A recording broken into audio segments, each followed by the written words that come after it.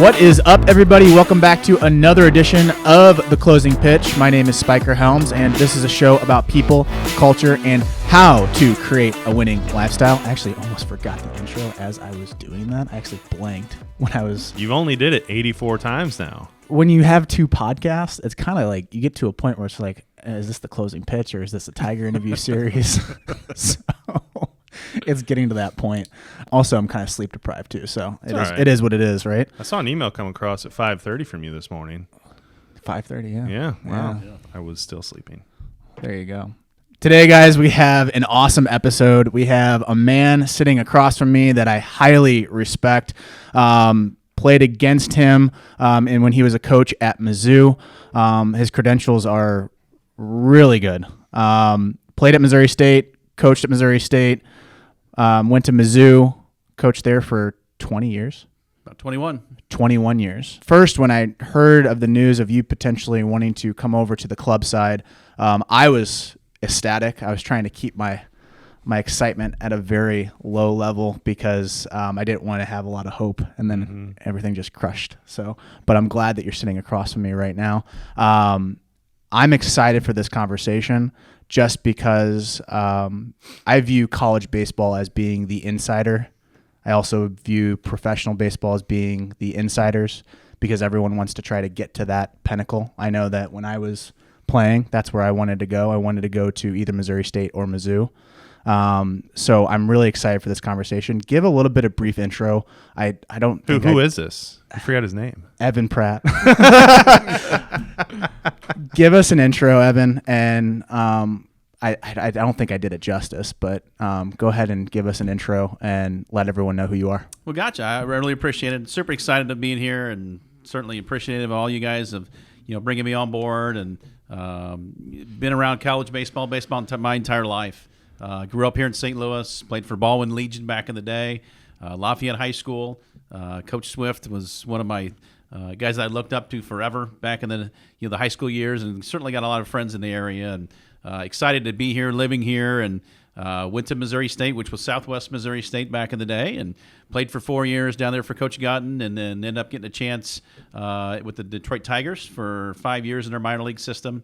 Went back to Missouri State for about 2.5 years as their volunteer coach.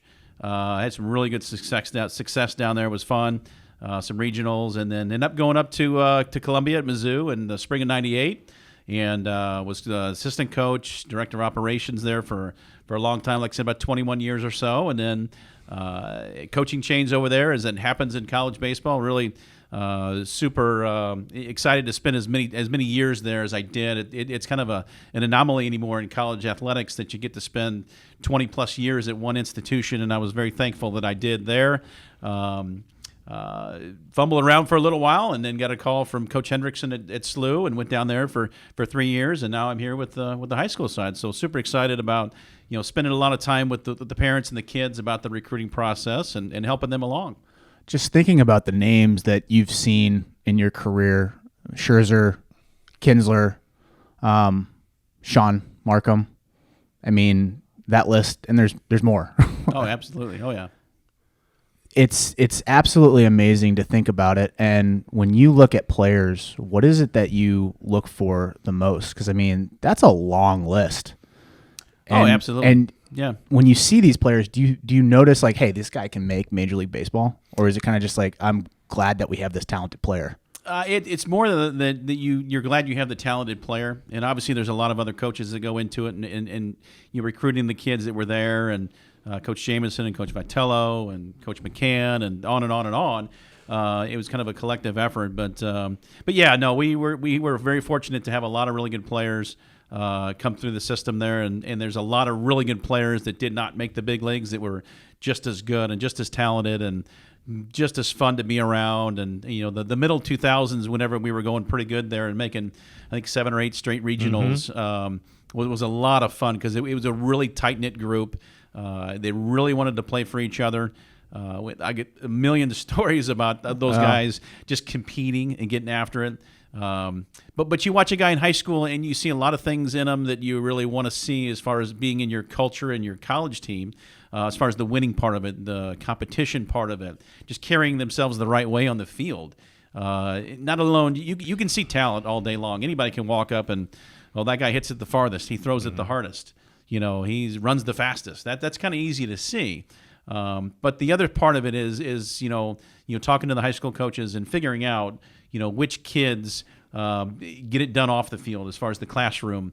How are they in their relationships with their teachers, with their friends, with their girlfriends? All of that stuff plays a role in it. So you try to attract and try to get after those kids that are going to be not only successful on the field, but more importantly, successful off the field. Obviously, because not everybody's going to play baseball forever. They're going to have to jump in the real world at some point, and those are the kids you want. Well, even the competitors that I mentioned, like Scherzer and Kinsler, like they were absolute just savages, yeah.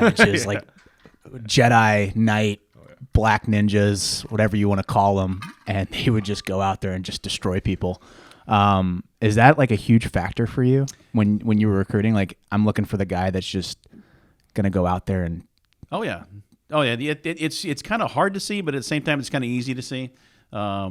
Watching the teams play and and trying to find those guys that's the challenge of the job and the fun part of the job. But even Tanner Hawk was Tanner was really good. He reminds me of just the competitive spirit that Scherzer has. When I would see him on TV, I was already out of baseball by then, but seeing him compete, it was like, whoa, this is like a spawn of Scherzer. Yeah, and it was really kind of fun because you had guys like Aaron Crow, Rick Zagoni, Kyle Gibson as well that went through there, and they kind of passed the torch each year. So they were catch partners when they were there, and the younger guys played with the older guys played with the younger guys, vice versa, and they kind of bled over through one another and learned from one another. It was really cool to watch those guys come through there, and one guy tried to up the next guy. And it was really cool to see those guys really. And Aaron Crow was probably the biggest competitor of all of them. I mean, Max was great, Kyle was great, Rick was great. They were awesome, but I mean, Aaron he got after it. I mean, he really, really got after it. It was, one of those things where if you were on Tuesdays at practice and Max and Aaron were down there throwing their bullpens, if you didn't hear him cussing, it wasn't a good day. Literally, because they were trying to, outdo each other and just it was different times, but it was fun to listen to them just literally on a Tuesday when they're trying to get better. That's how Voight was down there. Voight was like that, and I can imagine. Yeah, he's in the big leagues, and I'm sitting here across from you. So there's that. Maybe I should have been I should have cussed a little bit more and got a little bit more mad when I lost. Yeah. Was that something you recruited, or was that like obviously you look for it in recruiting? But was that like a key checkoff list that you recruited, or was that something that you guys felt like at Mizzou you instilled in that culture, or just like you said, passed on the torch from the ultra competitive seniors? Yeah, a little bit of both. I mean, you can recruit that, you can see that, but also to the culture that was there, that Coach Jameson created. Tony Vitello for sure was a major part of that. Crazy Italian, and it's just who he is, and obviously he's doing it, he's still today. Right now, yeah. But he was a major part of that. Coach McCann, all those guys kind of created that niche of pitching university type of thing during that time frame. And everybody just wanted to be better than the next. They just wanted to do it. And there was plenty of first rounders in there, and obviously plenty of those guys that got to the big leagues. But there were also plenty of guys that just never played pro ball that were just as good competitive wise. They just weren't as talented as those guys to throw 98 and pitch in the big leagues. But that's what made that team and that group during that era so successful, is that they wanted to be really, really good. And then the talent level varied, but the desire, the competitiveness, and all of that stuff was top notch of anybody for sure. Well, just the names even on the coaching staff. I mean, obviously yourself, Jameson, but then Cohen, and then you have Vitello. And people that don't know who Cohen is, he's now the AD at Mississippi State. He also coached at Mississippi State, Kentucky. Really has done really well. And then obviously Vitello is the hot name right now, and taking Tennessee into a regional, and then getting a lot of notoriety on that, and just the 3 short years, right? I think about 3, because he was at TCU prior, and then Arkansas. Well, TCU to Arkansas to Tennessee. And the reason I'm going down this route is just the community and how you guys established that in that era. What was going on through your guys' head during that time frame when you guys had the players, but also you had the staff? We were trying to win as much as we can. You know, another guy that's we haven't mentioned yet is Matt Hobbs, who's the pitching coach at Arkansas right now. That's another one. You Wow. know, and Hobbsy was One a of the pitcher best for minds. us at Mizzou, and then he's came back as a pitching coach, and is West Coast guy that just has a passion for coaching, a passion for recruiting, and obviously he's got in charge of the number one pitching staff in the country right now, and he's doing awesome things as well too. So there's plenty of other guys that are mixed in there, but at that time we were just, it's one of those things where it just kind of every day you came into the office you were wanting to do something great for the kids. And did you realize what was happening at the time, or did it just feel like you guys were all on the same mission to do something bigger than who you were? No, I think we realized what was going on, but nobody really wanted to acknowledge it. We were just going, and it was fun. I mean, it was great. It was just a blast to come in, and we were in the Big 12 at the time, which was a perfect conference for us at that point. With Texas, Oklahoma States, Nebraskas, and it was that was a powerhouse conference. If you think about it, was really going good at that time. So it was fun, and we were having success. That year was at 97, I think it was. We finished 2007. We finished second in the league or whatever it was. We hosted a regional, which had never been done in Columbia. We had a really good group that year, so it fell just a little bit short to Louisville, but how much do you hate Louisville right now? Yeah, it was. Sorry, I was watching that on TV. I remember it like it was yesterday. I mean, that was the first year for Coach McDonald at Louisville, and he walked into a great situation. They were a great team, and we were one slider away from probably get beat twice on Monday. But that didn't quite turn out obviously the way we wanted to, because we were excited because if it would have worked out, Oklahoma State had just beaten Arkansas at their regional, and Oklahoma State would have had to come to us for a super regional, and we beat Oklahoma State 2 out of 3 earlier that year. So we were feeling really, really, really good about the possibilities, excuse me, of getting to Omaha. I mean, obviously it didn't work out, but take nothing away from that group and then that era it was a blast to go in the office every day. Like I said, it was fun. Who was really the catalyst of that staff? Like, who really pushed you guys forward and challenged you guys to actually get better? Coach Jameson at the top for sure. He was the director of it. But mostly probably the crazy Italian Tony was probably we'd have Saturday practices where he'd show up in a Bears jersey, it just having fun with the guys and competing.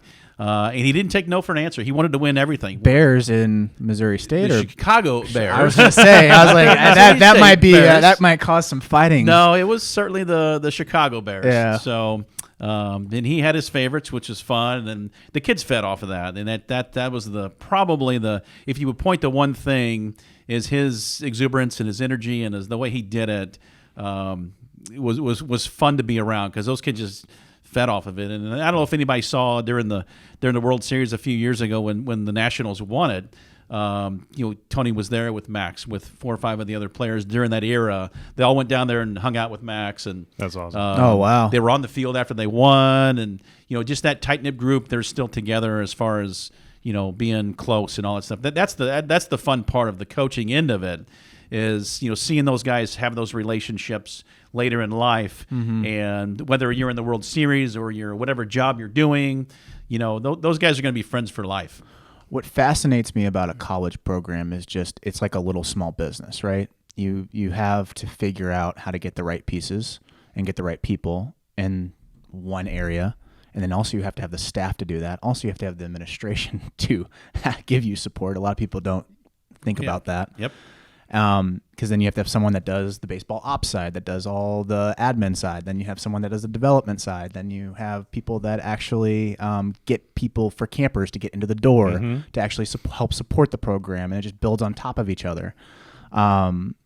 What's it like to get from ground one where you have to go recruit that first player? I mean, it's tough. It's really tough. I mean, we were there. I was there in '98.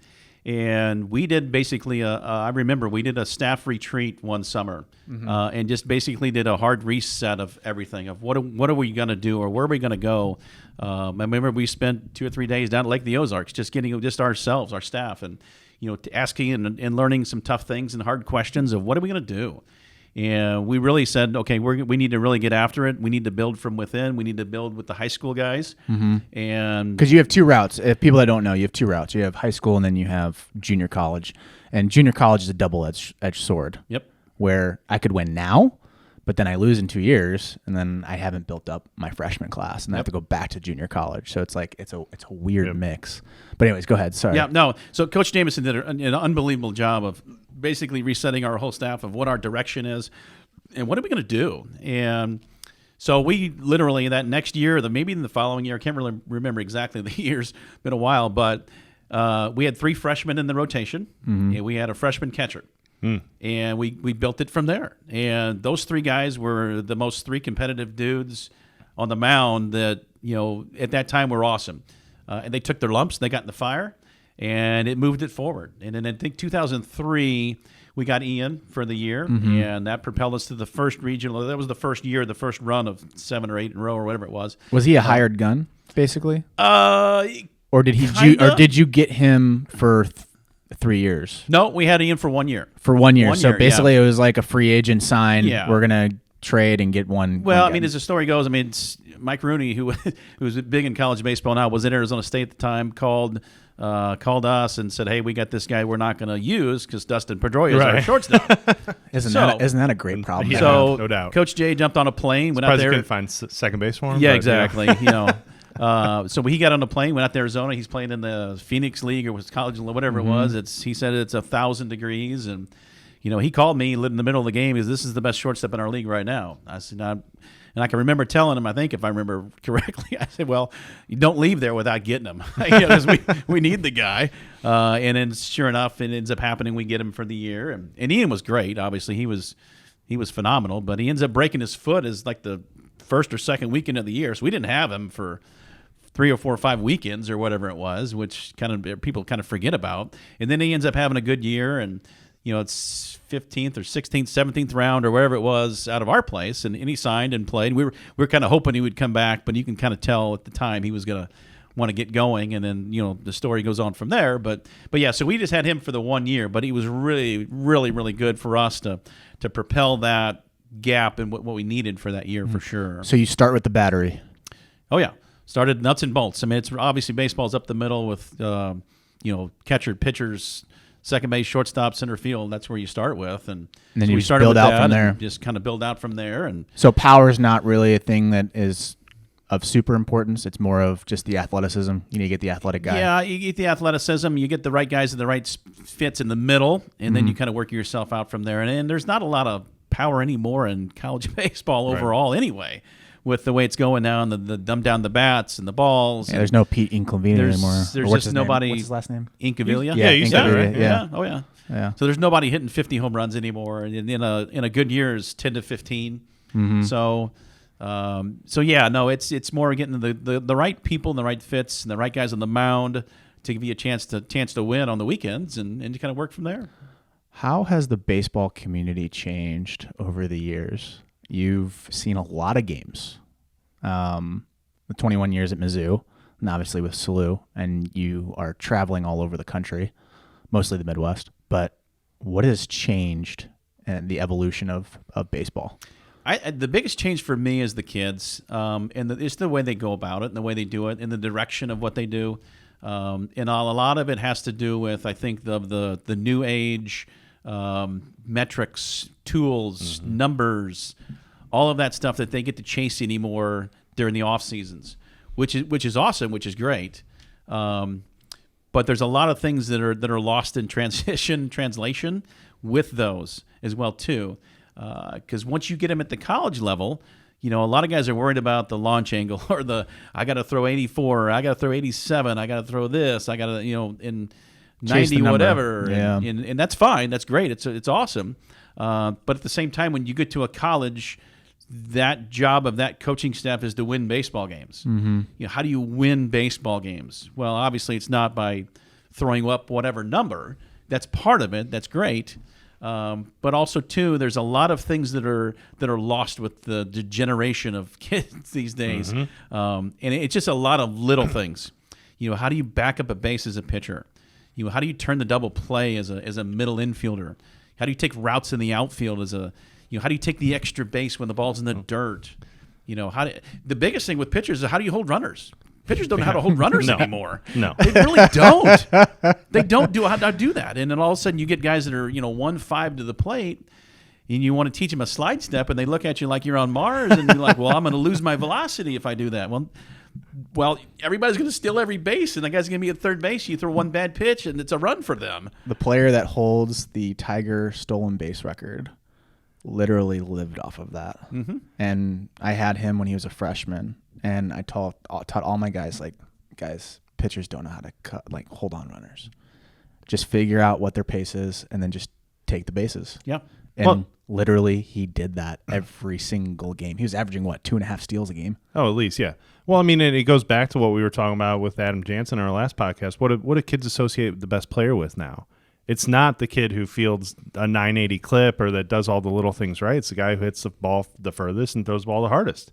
That's all they equate as the best player on the field. Yeah. It has nothing to do with, does that guy miss barrels as a pitcher? Does that guy have a high contact rate? Does he do all the little things right, back up bases? Does he they don't equate that anymore. Well, that's where it's kind of shifted. To their defense, and I'm talking the kid, that's all they see on TV anymore. Correct. They see the Sports Center highlight of the home runs, the strikeouts.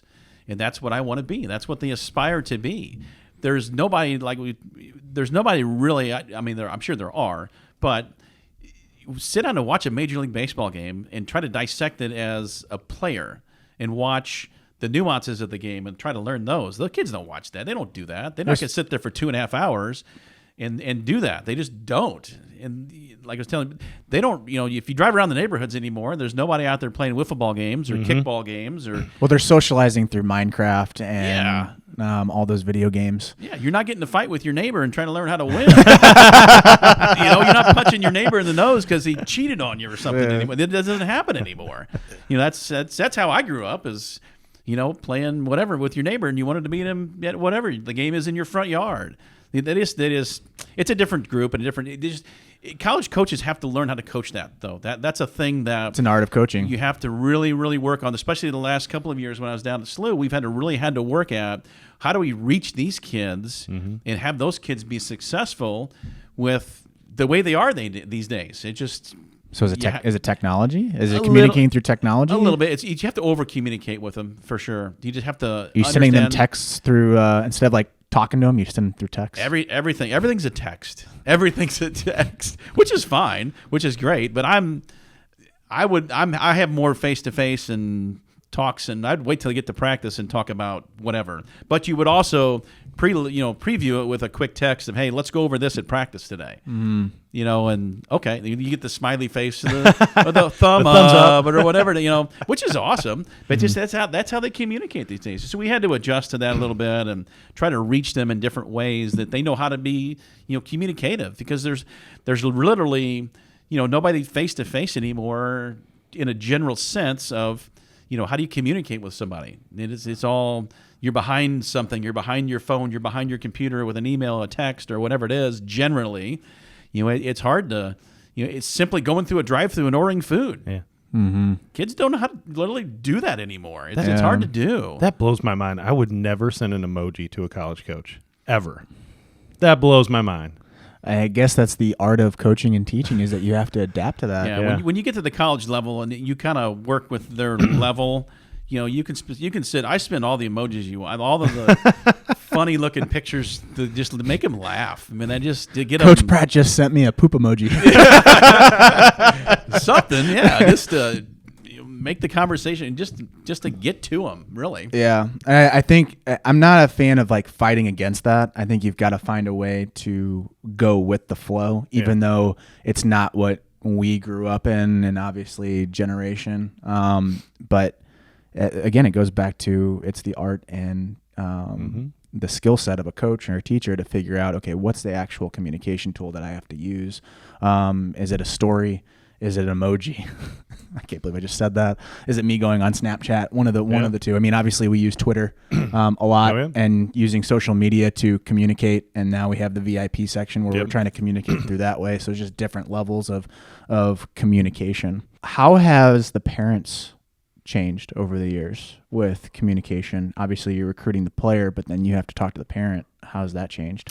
Yeah, a little bit. Even more, the parents have, I think, in a general sense, a little more higher expectation of their kids and what they expect and what they want to do, because they see, because college baseball has boomed on TV, and the exposure and the spotlight is like, it's major league-ish as far as the top-end Power 5 guys, because they're always on TV.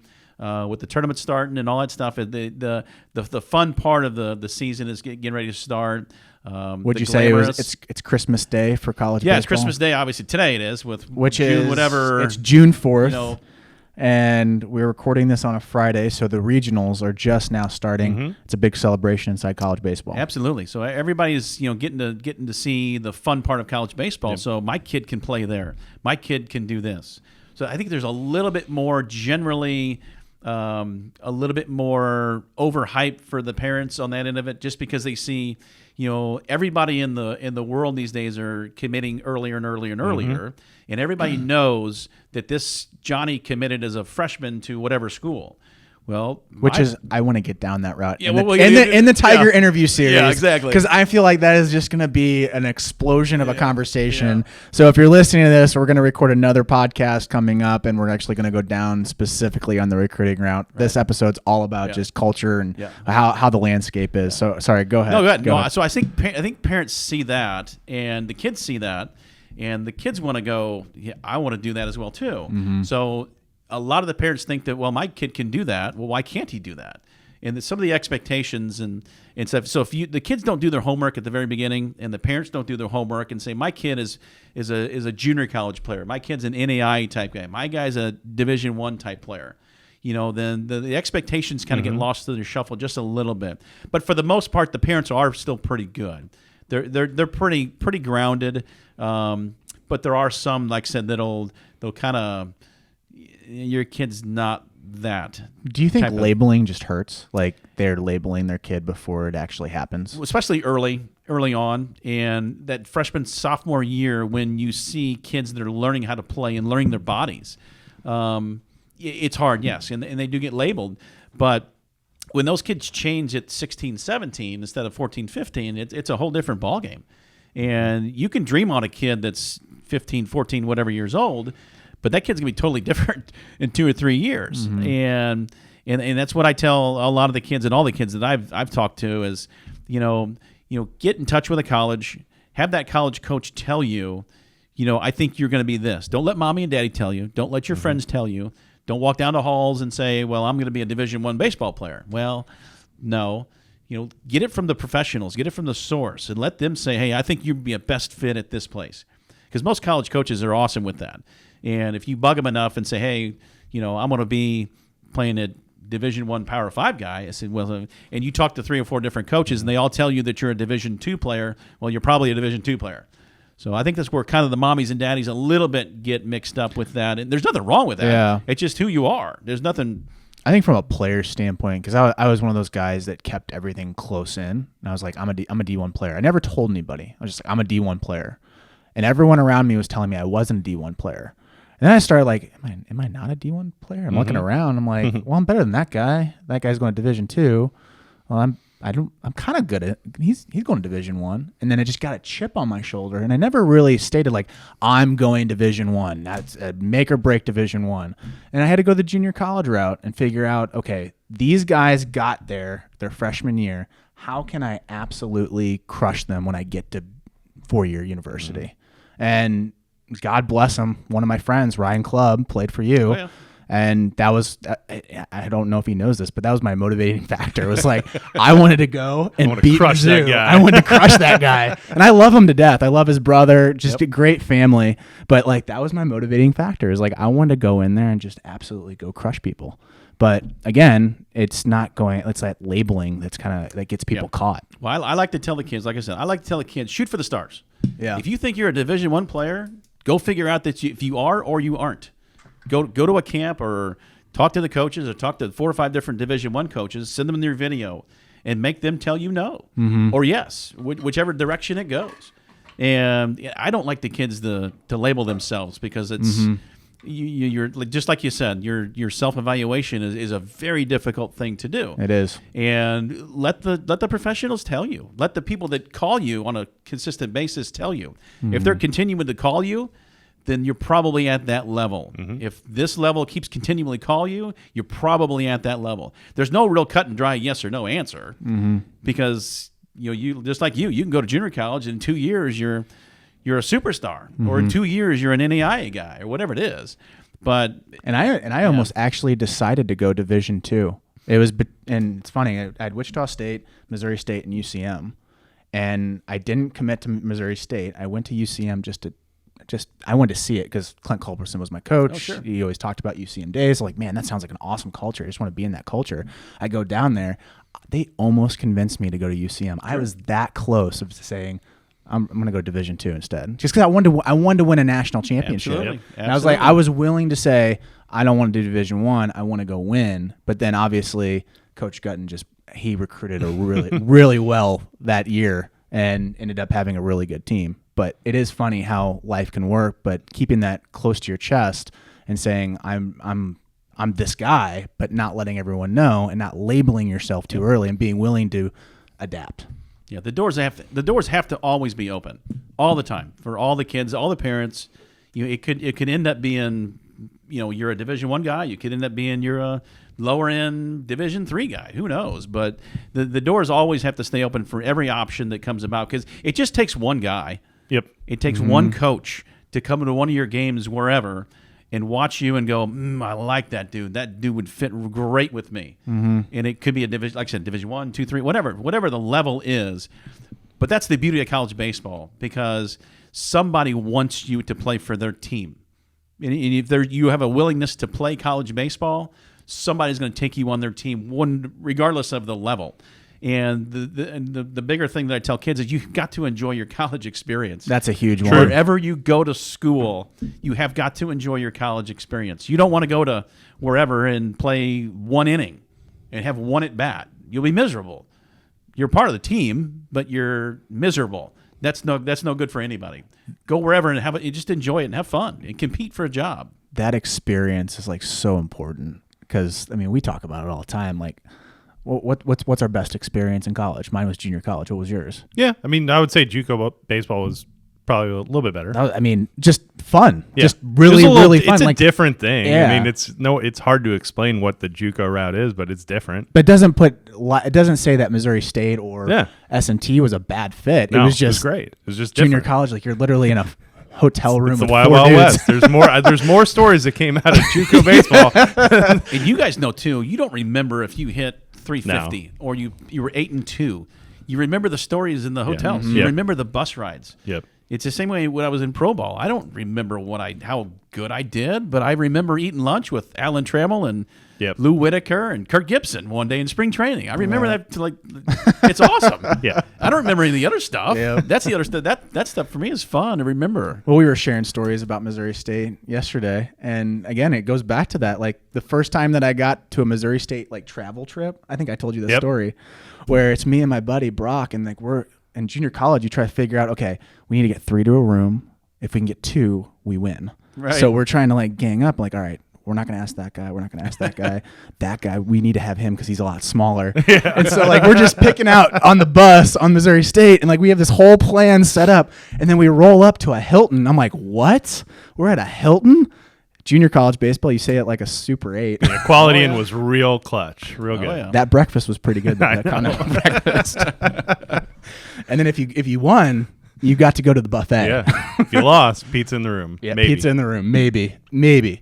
But anyways, we get to the hotel room and everyone's passing out keys, and me and Brock are staying back, hoping that we'd be the last ones because then we'd get 2 to a room. And then he goes, Brock, Spiker, here's your key. And then we're looking at each other man, I feel bad. We're the first dudes here. It's junior college. There's been guys that have been here since freshman year, and we didn't know that there was only 2 to a room. And so Brock raises his hand. He's like, Lump, we only got 2 to a room. Everyone just literally pen drop. Everyone just stares at us, like straight just stares at us. And we're looking at her like, did we just say something wrong? And then everyone looks at Lump. Lump goes, welcome to the show, boys. Good stuff. Good Yes. stuff. Good surprises. Yes, very good surprises. How have coaches changed just from a recruiting end? And what type of false narratives do players and parents have on college coaches in the upper levels? Well, I think a lot of times that the parents and the coaches think that they're kind of unreachable, untouchable, unapproachable at times. And a lot of it sometimes during the tournaments has to do with the rules, because obviously you can't talk to recruitable kids and or parents during the tournaments. But I think that's the thing with me is sometimes the parents are kind of dancing around you and they want to talk to you, but they can't. And but I think that's the biggest thing. I think sometimes that they're unapproachable. But as far as the coaching staff's part of it is, there's more of an emphasis on winning these days. There's more of an emphasis on getting the right kids to fit your team that allow you to win. And the TV exposure, the money that's going around, the way that the tournament's set up these days, the way the conference tournaments are set up these days, a lot more major school, not necessarily just the Power Fives, are putting more of an emphasis on winning, which is investing in facilities, investing in coaches' salaries, investing in scholarships, that type of stuff. Excuse me. So I think there's more of an awareness to be at the top of the Missouri Valley every year, the top of the Ohio Valley Conference. Not necessarily the SEC or the Big 12 or Big 10 or any of that stuff, because they're always going to be able to try to win at all costs types of stuff. But it's trickled down to a lot of people. So the head coaches, assistant coaches are more of grinders, really doing overwork, trying to find the right fits, the right guys. So the coaching staffs are a little bit more. There's a little bit more transition in staffs these days. So it's a little bit more kind of shifting towards the football side, not getting to the football side, because football, those guys move every 2 years for some reason. But it's kind of shifting in that direction where guys are trying to find the best fit. They're trying to find the best angles. There still are a number of coaches that have been at schools for 20 plus years, which is awesome. And those guys are the mainstays of college baseball anymore. Because it just doesn't happen in college athletics or most college sports. There's just not a lot of. It's becoming more like professional sports. Yeah, I mean, you're 4 or 5 years here, and then you go 4 or 5 years there. And there's still that that 25 to 30 year guy at school, whatever, that's still doing it and adjusting to with whatever. But that guy has really good assistant coaches that are going to get after it on the road and get after it on talking to the kids and finding the right players that fit that particular head coach. Is the pressure getting more on the college baseball coach, like a pressure to win from an admin side?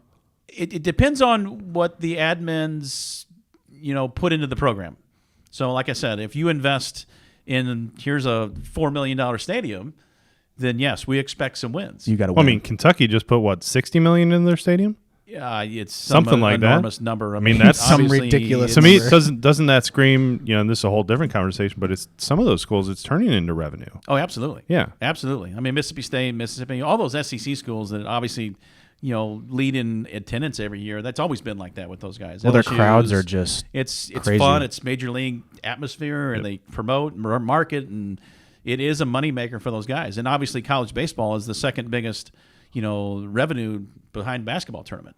It's not football is a totally different story, world, yeah, different obviously, but yes, baseball is way up there anymore, and there's an edge to it. And if an administrator is going to give somebody X amount of thousands of dollars for a salary, and hey, here's a $5 million stadium that's got all these cool stuff, we're going to expect you to be at the top of the conference then every 2 or 3 years. So with that being said, obviously there's a certain level of expectation of winning now that's been elevated with college coaches. How do you find that player? Because we've talked about this, over the last couple of days. How do you find that player who just knows how to win? Because that's kind of like what we've talked about. It's a lost art these days with everybody worrying about the numbers and the metrics. How do you find the player that just hates to lose more than anyone else? That's where you do the homework watching your games, but you also do the homework talking to the coaches, talking to their high school. I've gotten as deep into talking to their high school English teachers. How is this kid in That's class? awesome. You know, talking to their guidance counselor. How does he work with you when you're trying to get the transcripts to school A, B, and C? So you actually you deep dive. As much as we can. I mean, literally anymore these days, because you really kind of have to. You know, because I want to know, you know, if they've got great parents, they've got good girlfriends, they got good friends. You know, obviously we literally do a criminal background check. Have you been arrested? How many traffic tickets do you have? You know, how many parking tickets on you know, literally, we try to find out as much as possible just to be able to say, okay, head coach A, this guy, I think is going to be a good fit for us. Yep. This guy's not because he's done A, B, and C or whatever. You know, you find out a lot of stuff from a lot of different fingers of that guy's in Twitter. You look on that guy's Twitter. What does he post? You know, we see a guy, my first thing is to go right to the Twitter. What is he? Do he post about hanging out with his buddies, fishing and doing whatever, or is he like running around town, spinning his tires on the street, making black mark? What is he doing? Yeah. Are there any, like, obviously we know the real red flags on social media. Are there any like unknown red flags that you guys see that you guys are like, whoa, stick away? It kind of depends. I mean, there's some things that are pretty blatant that you're like, oh boy, you know, this guy, what's he doing? You know, and I literally called the guy. I was like, dude, what are you doing? What is this? What gets you excited, like when you see like a social media post and you're like, man, I absolutely love this kid. Like he just has a great attitude and great personality. If this guy's engaged in the Twitter part of it, and he's also posting stuff about other kids competing, other players getting after it, whether it's a hockey player smoking a guy into the boards, or literally, I've seen plenty of guys, you know, take Max Scherzer, you know, and he's walking around the mound, cussing and herring, kicking and doing whatever he's doing, and like, this is the best thing I've ever seen. You know, that's the type of kid. Like, man, he wants to be like Max. He wants to be like those guys that are getting after it. That's cool. And a lot of people might think that like that's a red flag. That's not a red flag. Like I want a guy that just absolutely goes out there and just crushes people. I want him to compete. Oh, absolutely. Yeah, whether it's a football thing or a hockey thing or a curling thing, whatever. I mean, this guy gets after it. You know, whatever. It's, you know, I've seen one. I remember the one dude that's really got after it. One kid I really liked. He put a post on there about a kid that in the spelling bee, the little 6th grade spelling bee. The guy spelled the word right and celebrated, and he was like, I love this kid. He spelled this crazy word right. He's like, he was so excited he spelled the word right, you know, and he put that on there. And I'm like, yes, this kid is like really getting into it, like, because he just like people about the competition. That's what I'm saying. Whatever is like, it is. I feel like social media is always a winning scenario if you are just yourself. Yeah, exactly. Because I'm gonna lean more towards people are going to do the right thing. And if you're not doing the right thing, then you should pay for it. Like it helps out the college coaches. Like I feel like social media is just like a breath of fresh air for the college coaches. Cause like, yeah, that guy would have not been a great choice for us. You know, another little thing is literally what is your email address? Ooh, yep. Kitty lick 2534. Yeah. I mean, I don't need that guy. I'm like, come on. Give me like. How did that come to your mind first? Was that your old one? You remember it so well? As much as you guys don't know. What's your first impression to a college coach? And you got this crazy email, and I'm looking, hey, come on now. That's why I didn't go D1 for the first right out of junior college or out of high school. What makes a player fun to watch? Just the way they get after it. I like after the first inning, if he's got mud and dirt all over him, I'm all in. Really? Just because he's getting after it. I mean, not the fake dive and the just get dirty to get dirty, but you can tell that kid is really, really engaged. And watch one at bat, and he's just a tough out. And obviously, you're going to make most of the time you're going to make outs in this game, but he battles, and whether it's a 3-pitch out or a 10-pitch at bat or whatever it is, if you can tell the guys that have plans and has an idea and has approach. Instead of the guy that just goes up there and hacks and swings, or the guy that just wants to get up there and just rear and just throw it as hard as he can, that guy is usually all around the zone. But if you got a guy up there just trying, the catcher sets up and he hits the glove every time, wherever the glove is at, then that gets me excited. You know, that dude right there. Whether it's 82 or 89 or 91, I don't care. If he hits the mitt, or if the guy has a great plan and he knows that he's going to get a 3-2 or a 3-2 slider and he fouls it off, now he gets the fastball 3-2 and gets it and hits it well. That's the guy that you get excited about. I get excited about the guy that goes first to third on a ground ball that's just past the second baseman. Yeah. He's trucking to third base every single time. That's one of my favorite plays. It's just awesome. I love the second baseman that goes behind first base every time on a ground ball to short. That gets me fired up. Yeah. Just the little stuff like that. Yeah. It's like that guy knows what he's doing, because that one play in a million that happens in your entire career, the shortstop throws it behind the first baseman, the second baseman's back there and throws home and gets the guy out at home in the state championship game, you win the game. That changes everything. That changes your whole entire existence of baseball. If you're not backing it up or going over there, I love the guys, the middle guys that back up the throw from the catcher every pitch. And when do you see that anymore?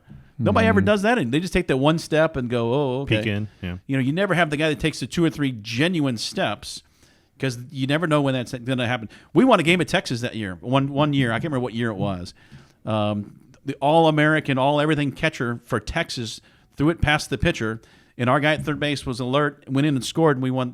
That was the go-ahead run in one of the games. Wow. Late in the game. At Texas, that happened. So just being aware of situations like that obviously fires. I'll never forget that play. At Texas, the guy scores on a bad throw from the catcher back to the pitcher, puts us up 1, and we win the game. Mm-hmm. We get 3 outs the next inning.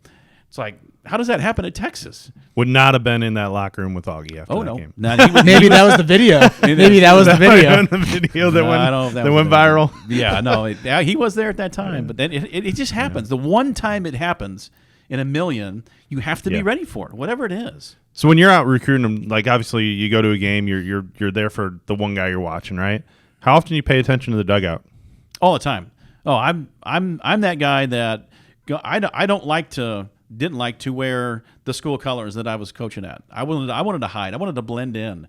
I wanted to know that nobody knew who I was or what I was doing, because when you show up in your stuff and you're billboarding and he's there, I'm going to put on my best show. I want the genuine effort. I'm going to talk to the kid afterwards and, hey, I was here watching you. I don't want him to know I'm there. I want the real, true evaluation of the kid. So I'll hang around the dugout. I'll literally seek out his parents and sit by his parents and find out how they interact with all the other parents.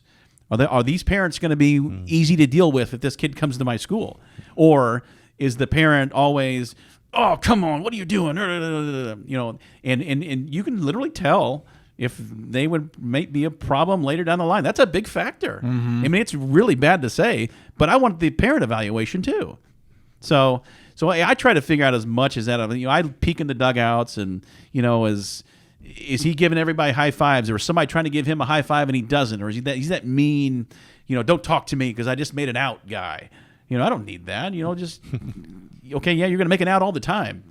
Give somebody a fist bump, or somebody. If is this guy, somebody else makes an out, is this guy trying to help out and pick up his teammates? Mm-hmm. That type of little interaction stuff. Is he the guy that runs out on the field that brings out the 3 pairs of gloves and hats to bring him out to the field for the infield? Is he that guy, in between innings? So the guy that just made it out that's running at second and third doesn't have to run all the way into the dugout, put the helmet down, and run all the way back out to the field. Is this guy bringing that stuff out to those guys? Is he a servant type of player? That's the dude that you're after. That's the stuff that I like to see. And yeah, that's the guy. That's freaking awesome. He's doing that for his other teammates. The question I want to ask you is for our coaches, because I think starting at a very early age and getting the team chemistry going, I think that's huge. When you go, what attracts you as a college coach? You're like, man, I just love seeing that team play, minus the talent. Like that, obviously you have to have good players because that's why you'd be there. But minus the talent, what gets you like, oh, I have to see this team because I just love how they play the game? What are the characteristics of those teams? That 3 seconds, 4 seconds, 5 seconds of a play, those kids are engaged. They're dialed in. They're doing everything they can for that snapshot of a play. Whether it's a ground ball out or it's a fly ball out or it's a strikeout, those kids are engaged. And those are the teams that I love to watch play. Like I said, those guys, to me, are gonna be rewarded for the way they play the game. Because that one instance that the ball's overthrown here, they're going to be there to pick up the overthrow. The one pitch that the catcher doesn't, block, that's an 0-2 pitch, he tries to swipe it with his hand and misses it. I don't need that guy because I want the guy that's going to block the ball with 2 strikes. And the pitcher knows that if I throw a breaking ball in the dirt, my catcher's going to block it every time.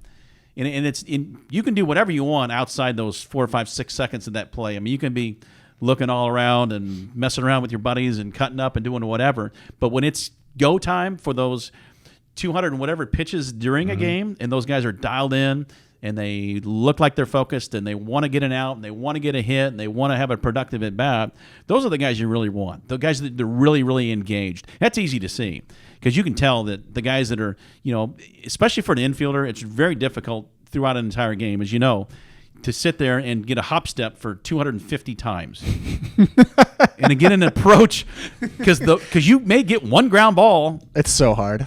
One ground ball in 3 hours. But that one ground ball you have to catch might be the toughest ground ball you've ever had.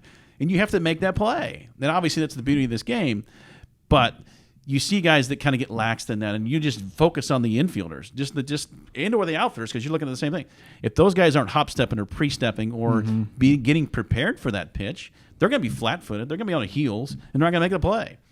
So those are the guys that I like watching. And sometimes I'll leave the pitcher and the catcher and the batter alone, and I'll just focus on what's going on out here. Or I'll move down the line so I can't see the pitcher or the catcher or the hitter.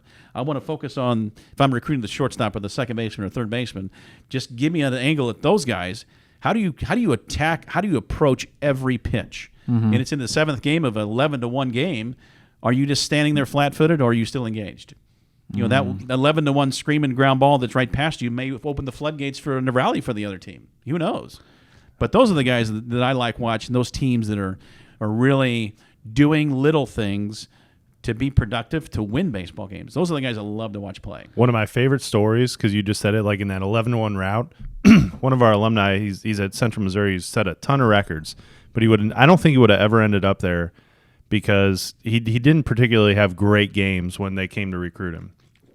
And we were losing down in Joplin big in one of those tournaments, and we were down like 10-2 last inning, and he hits a dribble at a third and gets down the line in 3-6. And I'll never forget, the coach looked at me and did that, and he goes, "That's all I need to know.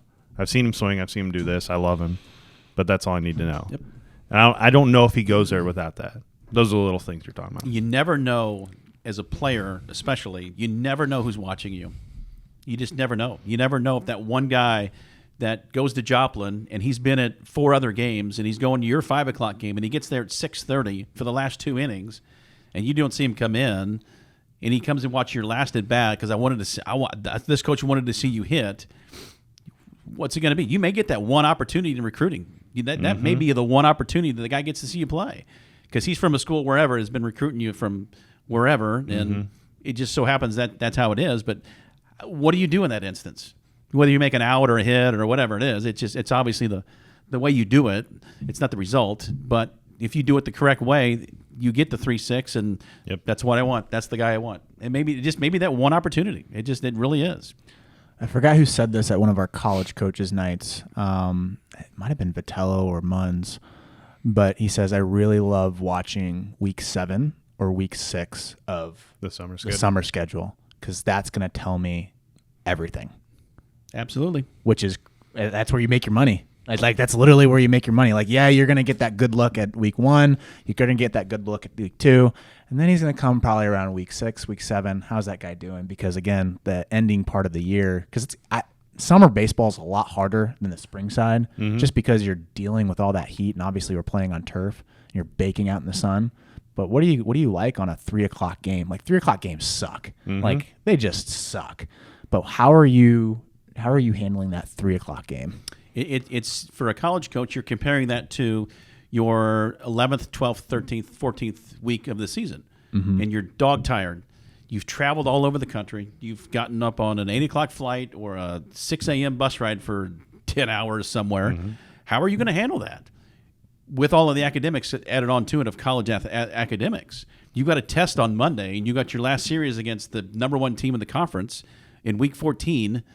You got a final coming up or whatever it is. How are you going to handle all that stuff? It's the same. Equate the same way. You get to week 6, 7, whatever in the summer, and you're dead dog tired because you've been doing it all summer. Well, how are you going to do when this guy comes in to watch you play and you want to go to this guy's school? How are you going to do it? Did you fold? Do you get after it? And obviously, the guys that get after are the ones you want. This conversation is really heading down the recruiting route, and I want to save it for the Tiger interview series. On this podcast, I have so many podcasts, but on this podcast, we have a closing pitch. So it's like a 10-second last remarks from the conversation that we had, and then we'll end it off there, and then we'll restart on the Tiger interview series where I want to go real deep dive into the practicality, strategies, tactics. Also, I want to challenge our thesis from last May on social media and recruiting. So closing pitches. Who wants to go first, Dave? I'll go. I think the thing, because this is a show about culture, so I'm going to go down that route with my closing pitch and the players side of this. There's so many things that non-skill relevant that matter in how you go about your business, and just like Evan said, the little details about how you are as a teammate and how you run on and off the field. I loved how you talked about even the little thing of bringing out 3 gloves to the field that were sitting right there, and you're going to do that every inning. You're going to be that guy. You have no idea how much that matters. It probably, in the grand scheme of things, matters, in my opinion, just as much as how your swing looks at times. And it's those things that are so forgotten these days. So I hope that a player and a coach who's listening to this really took those out of this conversation and can implement that in their day-to-day. Absolutely. I think bigger picture, not necessarily for the kids, but for the coaches. And it's harder to teach all this stuff anymore these days because a lot of literally coaches, I don't think, know about all of that stuff. Or if they, because a lot of the coaches anymore in the summer ball stuff are guys that are just out of college or younger and may not have had that. A lot of guys have. They may not have had it. But I think a lot of that stuff, a lot of the stuff we talked about, on the coaching side of it, for sure, they can implement into their teams, and it's all a bunch of little stuff. It's all a bunch of simple stuff too. But it means, like you said, it means a ton. It means a lot. And bottom line, if kids want to play in college baseball, they can play wherever they want to play. There's a level for them to play, but they have to work at it and get there. But yeah, it's awesome. 2 things that I got from you, which was communication. Being willing to adapt and communicate to the style of the player, even though that you might not like it, and send those poop emojis. That's right. Second thing is the ability to have leadership and have that culture where coaches are able to get players to be focused in every single pitch. It sounds easy, but it's extremely hard to do. And it takes a lot of energy from the coach to actually produce that and get that out there. And it only benefits the player because the player, you're going to have a couple players that are going to, like 10%ers that are going to be just locked in every single pitch. But nowadays with social media, people being on Minecraft, text messages, the kids' attention spans are it's just not there. Not to the point where it was 10 years ago or even 20 years ago. So just being able to teach them the right way of like, hey, focusing on the details, second baseman, backup, center fielder, what are you doing? Everyone has a spot at every single play. So again, extremely hard to do, but again, really good advice. Guys, this is this episode of The Closing Pitch. I'm excited that Evan Pratte is with us and as a Tiger member now. If you have any questions, go ahead and send me an email, spiker@rawlingstigers.com, or any comments. We love getting feedback. Dave, you want him to contact your Twitter, or do you want him to contact your email? Email, dberkby@rawlingstigers.com. Thanks, guys, and we'll catch you in the next episode. Thanks, guys.